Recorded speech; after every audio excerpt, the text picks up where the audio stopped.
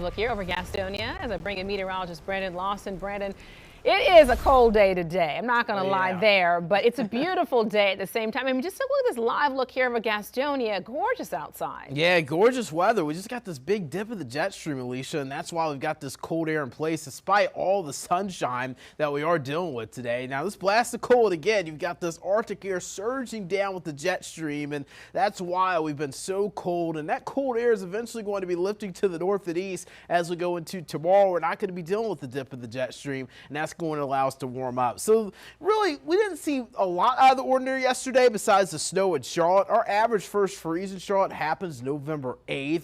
Or in Beach Mountain, average first snow November 8th. So we're right around average for that. The weird thing was the snow yesterday evening in Charlotte. We actually tied for the 6th earliest snow on record in Charlotte history, tying with 1955. The earliest snow we've ever seen on record in Charlotte history was actually Halloween. 1887, October 31st. Second earliest was November 3rd, 1949. So it's definitely rare to see this, but it has happened before, seeing snow this early. We didn't even get to the top 5 for earliest snows, but tying for 6th with 1955. Looking at temperatures here at lunch, we're in the 20s in the mountains right now.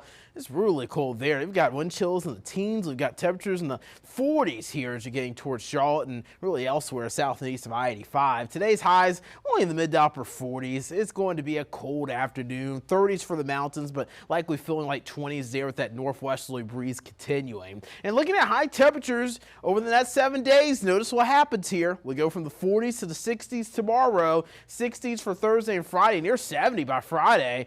And then the weekend, we're going to be essentially seeing the same forecast we had last weekend, with the exception of no thunderstorms to worry about this weekend. It's actually going to be kind of mild. And even next week, when we look at November 17th and November 21st, the temperature outlook, it does look warmer. It's not to say we're going to see an 85-degree day in there, but we're definitely going to be warmer than average, and we don't have to worry about another Arctic blast for a while.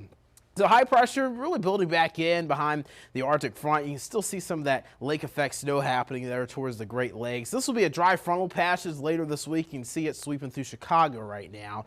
But things are dry here, clear too. You can actually see where some of that white is up there towards the mountains, showing you visible satellite. That's actually snow that is still left over on the ground there at the visible satellite's able to pick up on. Futurecast, this is through today. We're dry. We're going to be dry as we go through the day tomorrow as well. Clear skies, plenty of sunshine. Really not a lot to look at on Futurecast. Even zooming this out into Thursday, we're really going to be clear. Maybe a few clouds on Thursday as a weak frontal boundary pushes through with high pressure building back in later this week. We're in the 30s tonight, mid to upper 30s. Not going to see 20s in the Charlotte area, but we'll see 20s in the mountains, possibly the foothills as well. Highs tomorrow near 50 in the mountains. There you go. Quite the warm up there. And we'll probably be right around 60 degrees in the Charlotte area. I actually think the mountains could be in the 60s maybe by Friday and the weekend. Here locally towards Charlotte, 60s arriving tomorrow and possibly even some 70s as we head into the weekend. That's rain chance looking maybe around Monday. Very spotty though. Queen City News Plus. Just search Queen City News on your smart TV's app store.